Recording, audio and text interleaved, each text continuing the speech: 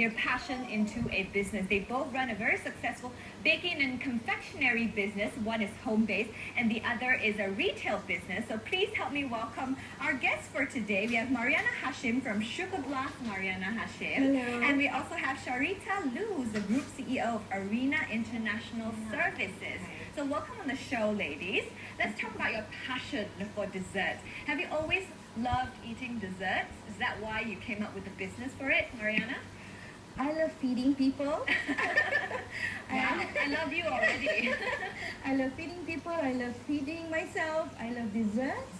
I have 6 kids that always love desserts at any time, any day. So yes. Okay, so that's your inspiration for starting it into a business. How about you, Sharita? Because your company is now like one of the top distributors for cakes and confectioneries to a lot of these chain supermarkets. Yes, right. Is that right? How did it all started though? Okay, for me it was a little bit different because I was actually from industry where I worked for last time, where I spent almost about 5 years spending in a baking ingredient supplier. So I know what it takes to bake, which means to say what are the ingredients that's involved to bake the cake.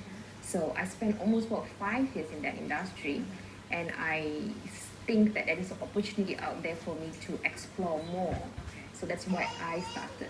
Okay, but have you always had a passion for dessert, or did you like to eat cakes, yes, of chocolates course, and things like that? Yes. So that's one of it. But how to start it? I learned it from where I was working for almost 5 years, and from there I learned in out of how you actually produce product from the higher end to the lower end.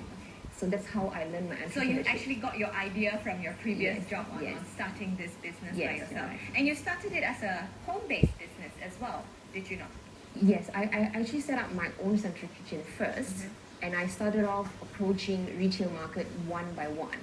I didn't start as a home base. I straight away went into a retail market, and I was given an opportunity by Carrefour last time to start off with one outlet first in Tropicana, smaller outlet. I was competing with quite a prominent cake bakers in the market. So that was a tough one for me to go in. And then it gave me actually about 3 months period time for me to perform versus them. And I've proven to be successful, and they gained access to me about 22 outlets nationwide. Okay. Well, very inspiring story. Now, Mariana, back to you. I remember talking to you earlier, and you said earlier, like before you started this business, you were in a totally different line of work, as in you were in our line of work, TV production and movie production. So how did that switch come about?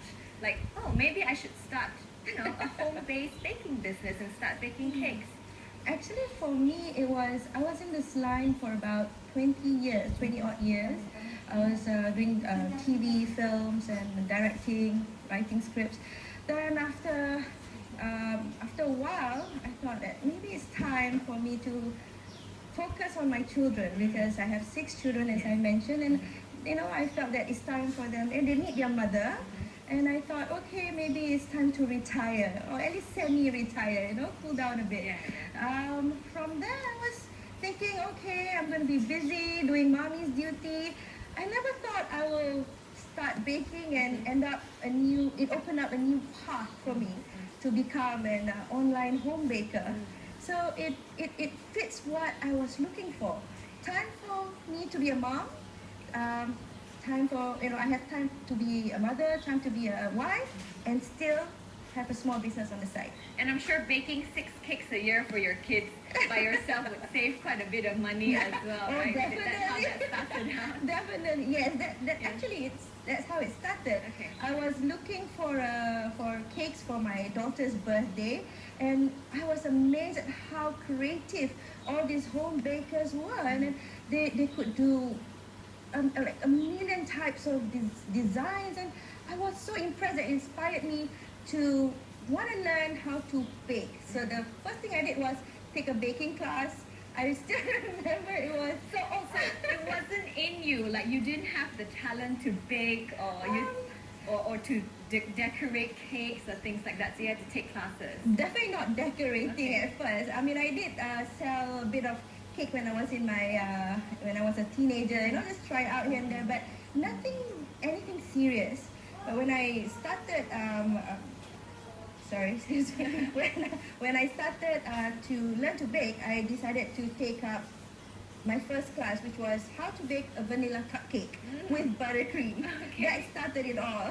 Okay. So for 2 weeks, all I did was just bake cupcakes at home. So my husband was like, I see that the oven is no more decoration at the side. Finally being made and put into good use. Yes. Right? So yeah, and from one oven, it's now I have like 2 big ovens, and it's good. It just fits what I want.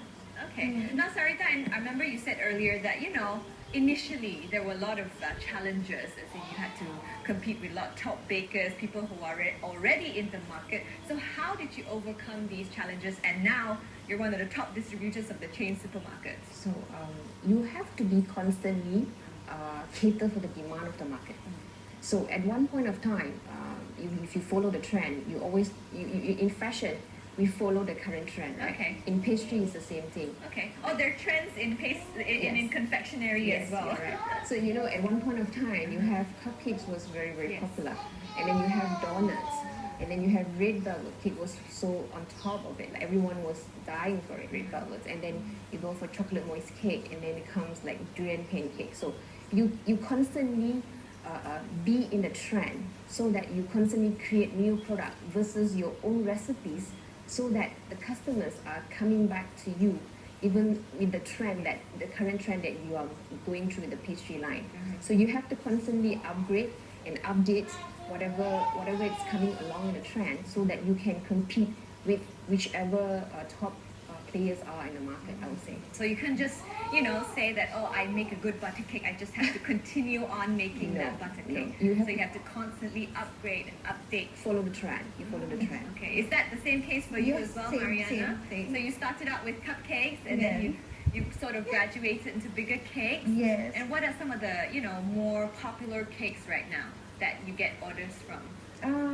Now my bestseller, everybody's going crazy over salted caramel brownies. It's our bestseller. So I try to make different versions of that, and you'll see it later. Okay. We even have the cookie version of the salted caramel brownie. So it's always creating something, interesting for the market. And like you said, it's true. The audience is always looking for something new, and they follow the trend. Okay. Yeah. How about financial risk? Were you ever worried that, if this failed, what will happen, Did you put up a lot of, model to start your business, Sarita? Okay, that is a very important question. Right?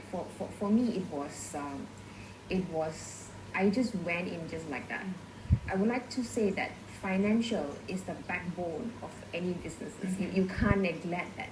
When I was starting first retail outlet, I was given opportunity to go into 22 outlets, and I managed to do it in 2 years, but I got stuck in between. So I would say that financially you have to plan at least 6 months ahead. If you want to open up something new, a new outlet, you must know where is your funding coming from, what are the investment involved, what is the raw materials going to cost you, what are the increase of your ingredients, and what are manpower that is involved. So that's very important for any entrepreneurs out there to plan ahead. You must have at least 6 to 1 year ahead of any new outlet that you want to open. If not, you're going to stuck in between. Okay, so you're saying that you have to have money for at least 6 months to a year before you take on that business. You must know where's the investment coming from. Is it investment, or you put up your money, or you take or a loan? You must be very clear where your fund is pumping in before even you actually venture into something new. Okay. If not, you're going to stop somewhere. You're going to really stuck somewhere. Did you ever thought that you want to open maybe a cafe, like a cake cafe style of business? Not explore that, but there is a market for it. There is a market for it, because if I want to go out with my friends, I don't want to have, if I want to stay asleep, I don't want to eat. Cakes are not the first thing you want to eat if I don't want to skip lunch, I just want to take something light. I will go for some cafes that you have a nice coffee and you serve with a nice dessert. and you can chat for hours and hours with your girls and what's all about. There is a market for it, I would say. Yeah. That's a kind of a lifestyle now. We have this kind of a lifestyle where families or just friends would like to just hang out and just have have coffee and cakes. So that's not a plan for you, Mariana, to open a cafe? Definitely, it is a plan. I agree with everything she says because it is all about financial as well. But for us, our risk is a lot less than yours. We do have to plan 6 months as well, but we don't have to worry about too many overheads. Our cost is also our own energy, our time. But for me, do you employ anyone to help you bake your cakes right now? Right now it's very family based. I do have 2 helpers, but my daughter helps me and my mother help me. But for me, it's always going forward. What do I do next? I do want to have my own sugar blast cafe or dessert house, but having this home-based business is a good stepping stone. It's a good learning curve. So we learn where some people they just open a cafe and they learn as they go. But for us, we learn first. We learn first at a minimal risk, minimal cost. Then when we are ready, we know the commitment, the kind of responsibility. If by then this is what we want, we will open. So this is what I think that is a pretty good experience. Okay, Sharita, any last words to our viewers out there, women viewers out there who maybe, they want to turn their passion to making something, making cookies or making cakes into a business? What would your advice be for them? I would say start somewhere. You have to start somewhere, either from home. How about an online business since it's booming right now? Yes, it is a very good start. You have to start from somewhere to get somewhere. So I always encourage women to start from home or start online first. Start something small, then you gather your experience. From there, you move one by one. If not, then you will stuck halfway. You don't know what to do. So that you got to gather some experience because being employed and being a boss is 2 different scopes, and you have to know your responsibility in terms of managing from finance, from logistics, from production, from everywhere, marketing. Every scope of yours, you are taken care, you are responsible for everything. So you start something small, you take a small responsibility, and eventually you will know how to take a big responsibility later on. Just like Mariana, start small, Yes. even though you have the dream to open a cafe, Yes. but you're keeping it small first and Yes. learning all the ins and outs of the business Yes. before you go out there. Okay, thank you so much, ladies, for sharing those inspiring stories with us. Hopefully it will inspire all you ladies out there to, get up and start something small, like Sharita said. Okay, we are going to come back with Mariana and her no-bake cake later on after the break, so don't go anywhere. Here's what we have for you after the break.